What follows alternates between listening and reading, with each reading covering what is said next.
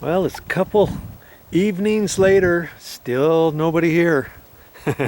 Still nobody here. Hey, you know, I don't know where the framers are, and I'm sure the contractor has been in touch with the framers, and he knows exactly when the framers are going to be here. He knows what the circumstances are. He knows that the framers are probably at another house framing up a house or working on a foundation, getting ready for it to pour, and they probably told the contractor, hey, we'll be there after that. That's the best we can do. We can't get there any sooner. And maybe the contractor knows this, and you know, you have to look at this step by step. Once the framers are here, what happens? Well, they're going to frame the walls, and it's not going to take them very long to frame up these walls, and then they've got to get ready and shore up all of the walls and plumb them and brace them off so that they can install the plywood on the outside, so that they can then get ready for the trusses to come. Well, maybe the trusses have been back ordered. Maybe they're not going to be here for another 2 or 3 weeks, and maybe the contractor knows this, and he knows that he's not in as much of a rush to get the framers out here after all, because even when the framers get done, there's going to be another lag time before the trusses come. Then he's got to get the trusses out here, then he's got to get the framer out here. And then once that all happens, what happens next after that? Well, the electricians come to run all of their rough wiring inside all of the walls for the electrical, bring in all their runs, all their circuits for all of the different things that are going to require main circuitry, dedicated circuits, electrical circuits for the lights, the light switches, the wall outlets, all that kind of stuff. And once the electricians are here, the plumber can be here. He can get his plumbing up into his walls, up into the walls, out of the walls, and you know, that's what's going to happen after that. Well, it's like a domino effect, and you just have to coordinate, and you have to stay on top of things, because as it is, the framers have not. It's been sitting like this for almost 2 weeks now, and see, little by little, how long does it take to build a house anyways? Something like this, maybe I'm going to guess 10 months, 9-10 months, maybe up to a year, depending on everything. But step by step, if somebody was here every single day and it went like clockwork, it wouldn't take even that long. But you see how things progress. We've got 2 weeks that hardly anything's been done, and then that delays the electrician from coming here, that delays the plumber from coming here, that delays everything else. Maybe hopefully the windows have not been back ordered, because if the windows have been back ordered before the stucco can goes on the walls, you got to have all the windows in. And you know, if you delay things, and then after a week from now, everything gets done and the walls are done, and guess what? The electrician might be busy on another job, and he might have to step back for another week and say, hey, I was available the week prior, but because you had delays, I couldn't get in there because the walls weren't framed. Now that you have the walls framed, I'm out on another job. So it's a dance, a coordinated dance. You're always on the phone. You're always checking in with your different subs, keeping them abreast of what's going on, and you always have to think a step ahead of yourself, Be in contact. If in fact this all goes stucco on the outside, he's got to be in contact with his stucco guy. He's got to kind of go over questions with him, and the stucco color, and hey, when can I get you out here? It looks like I'm going to need you in about 3 weeks, 3.5 weeks. Are you going to be available then? If I have any delays, it might be 4 or 5 weeks from now. Are you going to be okay with that? Can you fit this into your schedule? And then you talk to your electrician, you talk to your plumber, you talk to your air conditioning guy, and all that kind of stuff. And see, that's the main things that go on now. Once you get this framed, before you can call for framing inspection, you got to get your electrical done, you got to get your plumbing done, any air conditioning, any exhaust fans, exhaust vents that are up in the ceiling or anything like that. All that has to be ready, and then all the different inspectors come out, and they check everything before they can authorize you to go to the next thing after that, which would be installing insulation inside your walls, and then getting your sheetrock delivered out here, starting to install your drywall, getting the drywall nail inspection. In fact, I don't know if residential requires a drywall nail inspection. I know for commercial, before we used to tape and top and skim and texture and all that, we had to have a screw inspection. Can you believe that? After you got all your drywall installed, then you would have to call the structural inspector to come out for a screw inspection before you can go any further than that. But as for residential, I don't know if they have a nail inspection or a screw inspection or not. And then here's the other thing. If you're going to be installing stucco on the outside of the house, there's a time to do it and there's a time not to do it. And I forget when it is. Because actually years ago, when they installed drywall, they used to install it with nails, and then they would hammer it up there. Well, if you had your first coat of stucco or your final coat of stucco on the outside before your drywall, then guess what? The drywall guys come and then they start installing their drywall on the perimeter walls, and they start banging on the walls. What do you think is going to happen to the stucco? It could crack. But nowadays, most of the time, I think all the drywall is installed with screws.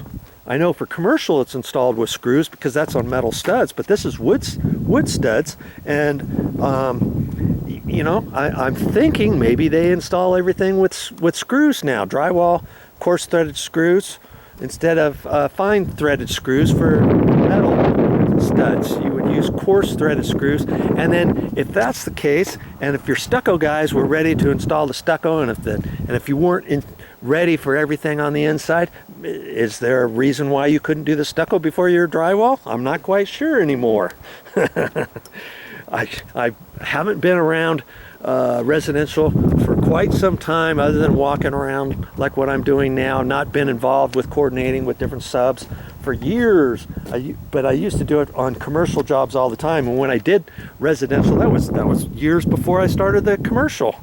So we're talking 30 years ago. I'm starting to feel old now.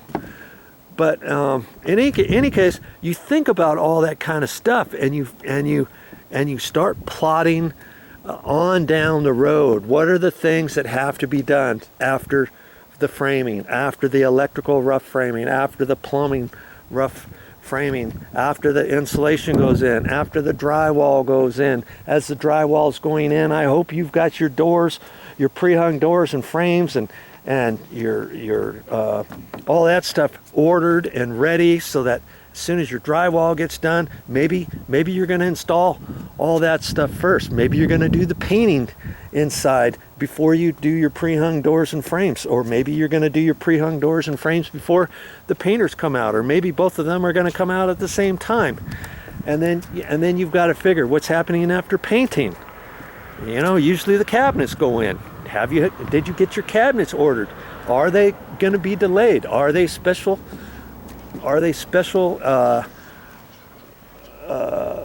built cabinets that somebody's doing in town? Are they cabinets that you ordered online? Are they cabinets that got ordered at Home Depot? Did Home Depot or Lowe's have any delays? Are you getting them somewhere else? You see what I'm saying? You've got to make sure, you got to stay on top of that stuff, because once everything gets painted, and once everything, all the doors and frames get installed, cabinets are ready. The cabinets are ready for everything, and then you've got the tile guys going in for the bathrooms, the tile on the floors, and what are you going to do for all that kind of stuff? And then you just plot it step by step by step by step, and then you've got to get all these phone numbers, talking to your guys, figuring out all this kind of stuff, so that you don't have delays like this. You get 2-week delay here, and remember, if you've been watching, they had a slight delay on another time before they were before they poured the concrete, and then they had a slight delay before the guys came out and started building on the TGI floors, and then there was a slight delay, you know, another time after that, and so you start adding up those days, start becoming weeks, start becoming months. You know, you get your drywall done, and the painter says, "Oh, I'm busy on another job. I was available 2 weeks ago, but you had a delay on something, and your drywallers took longer than you thought, and you kept me updated, and I appreciate you keeping me updated like that. But now, hey, you wanted me there on Monday. I'll be lucky to get out there on Thursday or Friday, but I'll give you my weekend, and I'll see what I can do and try to get you back on track." Or something like that. You see what I mean? And then all of a sudden you got 3-day delay over here, 4 days over here. Your tile guys, you know, you got to stay on top of tile guys because they always seem to be busy too. And hopefully you didn't order a special tile or a special granite that's not come in, and your granite countertops or your Corian countertops or your quartz countertops, have they been ordered? Did you get the right colors? Do you have any delays? Do these guys know when to come out here and measure, and they can't measure until your cabinets come in, and if your cabinets are delayed, it delays the guys from measuring, coming out here and measuring for your countertops. You know, your bathroom countertops, your vanity countertops, and your kitchen counters, and in your laundry, anywhere else you're going to have counters. You see what I mean? All of these different things have to be scheduled. It just doesn't happen overnight. You just don't call somebody on a Monday expecting them to be out here on a Wednesday. It just doesn't work like that. So think about all those kind of things.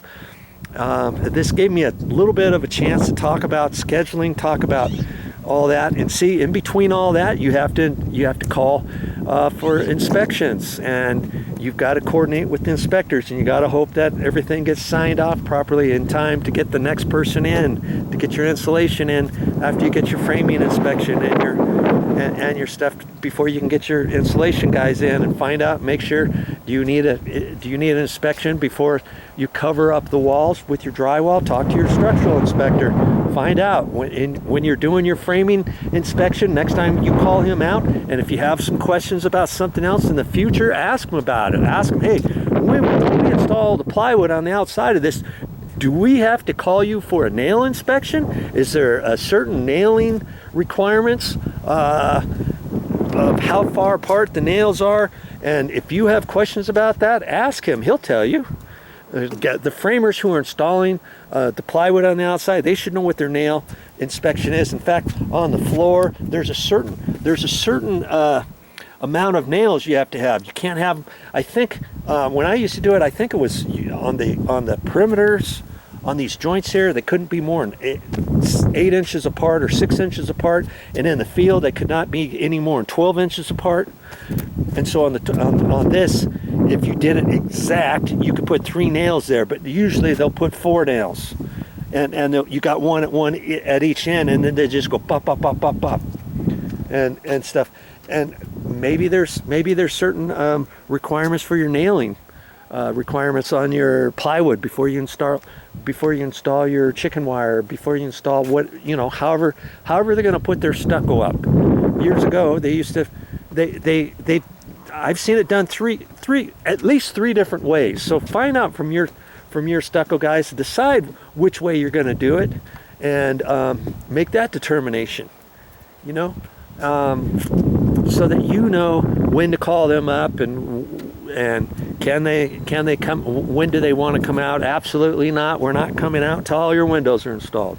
We're not coming out until this is done, until that's done, until this stuff is moved and we've got enough staging area to get our scaffolding up and all this kind of stuff. And talk to your different subcontractors, figure out all this stuff, especially if you're building this house. Hey, these videos are called How to Build a House. That's why you're watching them, because I guess you're going to be the owner builder, to build your house. Maybe you've never gone through it before. Maybe that's why you're watching these videos. Hey, there's got to be a reason why you're watching these videos. Not because you want to listen to my voice, but you wanna listen to what I have to say in order to pick up certain things off of each video that I do. Maybe this video right here you're watching is going to be 15 minutes long. I have no idea how long it's going to be. I've talked for a little bit now, but maybe if you watch the whole thing, try to catch snippets. Maybe you've caught a snippet 2 minutes in, and then you're listening to everything I'm saying, and yeah, I know this, I know that. Get on with it, Joe. Are you gonna stop this video? You're gonna give me something important, and then all of a sudden I say something, and a light bulb snaps in on your head, and you're like, oh, that's right, I've got to do that. Hey, I should start writing these things, the to-do list, or things on when I get ready to build my house. I've got to start putting all these things down and checking these things out, dotting the T's and dotting the I's, crossing the T's, and figuring this stuff out. If I want to be a contractor, these are the things that I've got to figure out how to do. Or if I just want to build a house and I'm going to be my own contractor, this is what types of things that are going to come into play. Okay, so keep watching my videos. I'm going to be posting as many videos as I can as they're building this house, and of course my videos are going to be under my channel. And if you're watching this on my YouTube channel, you can always go to my main YouTube channel page, and you can click on playlists and then scroll down to what? How to build a house. If you're somewhere else watching this, if I've got this on my Roku channel or something like that, and you want to watch other ones, go down to my VOD area, my videos on demand area, and look for how to build a house, because hey, chances are I might put my how to build a house videos series over there as well. Okay, watch for it on my channel. Well, that's all I got for this time, but I'll be back with more videos. Of course, I'll always be back with more videos. That's what my channel is all about.